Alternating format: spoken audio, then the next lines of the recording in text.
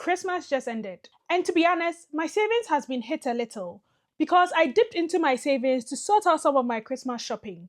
And my savings is technically the amount of money I've put aside as my emergency fund.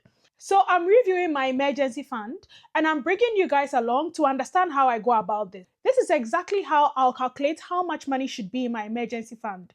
Your emergency fund will not support you in the times you really need it if you don't ask yourself these honest questions. 1. What is the state of my health and how do I see that impacting my income? Am I struggling from mental health issues at work? Am I having a rebound of a condition that keeps coming back? Could this be a risk that can affect my work? 2. How was my end of year review at work this year? Was it great? Am I struggling? Or do I think there's a risk that I could lose my job if I'm not performing as I'm supposed to? 3. How well is the company I'm working for doing? Are they having some financial issues? Is there a risk for them to reduce their headcount? Or is it basically safe where I'm working?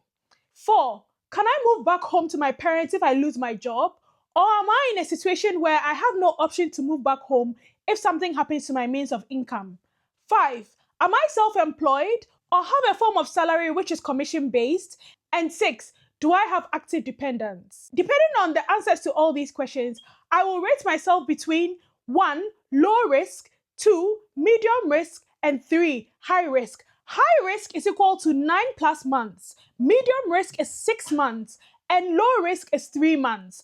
After that, I'll go ahead and calculate my monthly minimum survival expenses. This will be my rent, my minimum debt payments, my utility bills, my groceries, and my mandatory expenses like insurance. For me, I fall into the medium risk bucket.